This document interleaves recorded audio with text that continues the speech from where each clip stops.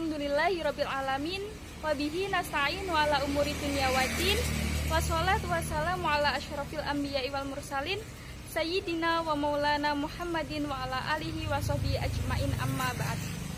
Yang terhormat dosen pengampu mata kuliah Sejarah Peradaban Islam Bapak Muhammad Hufran MSI. Berkarya, berbakti, bermanfaat. Perkenalkan, nama saya Putri Latif Salamah, NIM 2620016, kelas Sejarah Peradaban Islam C. Di sini saya akan menyampaikan sejarah peradaban Islam masa Nabi Muhammad SAW dalam Isra Mi'raj. Motivasi kali ini yaitu kita perlu bersyukur kepada Allah SWT yang telah mengirimkan kita seseorang pemimpin yang telah menuntun kita dari kegelapan menuju cahaya kehidupan yang terang benderang. Isra dan Mi'raj diabadikan di dalam Al-Quran surat Al-Isra ayat 1. A'udzubillahi minasyaitonirrajim. Bismillahirrahmanirrahim. Subhanalladzi asra bi 'abdihi lailam minal masjidil harami ilal masjidil aqsal ladzi barakna haulahu linuriyahu min ayatina. Innahu huwas samiul basir. Yang artinya, Maha Suci Allah yang telah memperjalankan hambanya pada suatu malam dari Masjidil Haram ke Masjidil Aqsa, yang Allah telah memberkahi sekelilingnya supaya Allah memperlihatkan sebagian tanda-tanda kekuasaannya. Allah sungguh Maha pendengar dan Maha melihat. Peristiwa Isra dan Mi'raj itu terjadi sebelum Nabi hijrah ke Madinah. Ada banyak pandangan dan beda pendapat soal tahun persis dari Isra dan Mi'raj itu. Tetapi poin pentingnya adalah peristiwa ini merupakan mukjizat sekaligus tanda dari kerisalahan Nabi Muhammad SAW. Isra yakni Nabi diperjalankan oleh Allah dari Mekah Masjidil Haram ke Baitul Maqdis, dan Mi'raj Allah memi'rajkan atau menaikkan Nabi Muhammad SAW sampai ke Sidratul Muntaha, di tempat yang tertinggi di mana Rasulullah bertemu dengan Allah SWT dalam lingkup kekuasaan Allah.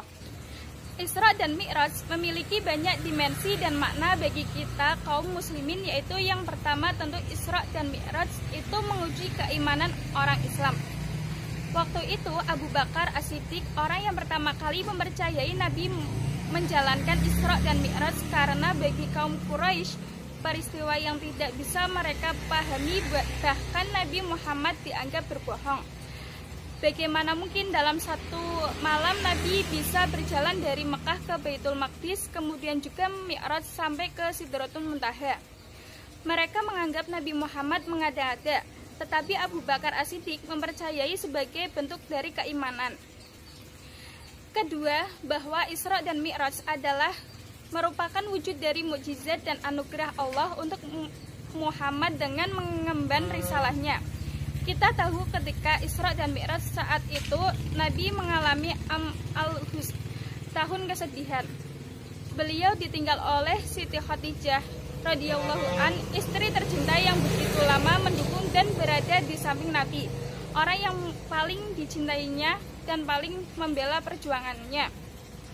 Nabi juga ditinggal oleh pamannya Abu Thalib yang selalu membela, bahkan di saat Nabi terancam dan diancam jiwanya oleh kaum Quraisy. Abu Thaliblah yang membela Nabi. Setelah keduanya wafat, Nabi merasa sedih dan itu wajar sebagai manusia. Di saat seperti itulah Allah yang mengisrakan Nabi dan memi'rajkan Nabi sebagai bentuk perjalanan rohani yang terdalam dan melampaui akal pikiran dan mungkin melampaui kebiasaan manusia. Dengan kesabaran kesungguhan Nabi, maka Isra dan Mi'raj merupakan tonggak bagi Nabi untuk terus berjuang membawa risalah Islam. Ketiga, dengan Isra dan Mi'raj semakin memperkokoh kebenaran risalah Islam yang dibawa oleh Nabi Muhammad SAW. Dari Isra dan terutama Mi'raj, Nabi membawa perintah sholat, dan lebih dari itu juga lewat Isra dan Mi'raj Nabi Muhammad menunjukkan satu hal kepada umat Islam, Beliau tidak cukup menikmati perjalanan rohaninya untuk bertemu dengan Allah dalam lingkup kekuasaan Allah, bukan dalam nalar manusia. Yang boleh jadi mungkin dalam spirit orang-orang yang sebutlah mereka ingin mencari hidup zuhud dan warok dan berada dalam spiritualitas tasawuf, dia akan cukup berhenti di situ. Tapi Nabi tidak. Nabi kembali ke bumi mengemban risalah Islam dengan segala dinamika perjuangan dan tantangan. Nabi hadir untuk membawa peradaban dan membangun peradaban Islam. Alhamdulillah, setelah itu Nabi hijrah ke Yasrib atau Madinah selama 13 tahun dan total selama sekitar 23 tahun. Akhirnya terbukti risalah Islam yang dibawa oleh Nabi akhiruz zaman membangun puncak peradaban Al-Madinah Al-Munawwarah atau kota peradaban yang cerah mencerahkan yang lahir dari Islam. Kesimpulannya yaitu dari sini maka ketika kita memperingati Isra dan Mi'raj, kita tidak cukup hanya mengenang sejarah Isra dan Mi'raj itu, tetapi jadikan sebagai spirit rohani untuk kita seluruh umat Islam mewujudkan Islam sebagai risalah akhir zaman yang membangun peradaban Al-Madinah Al-Munawwarah. Cukup sekian dari saya. Wabillahi taufiq wal hidayah. Wassalamualaikum warahmatullahi wabarakatuh.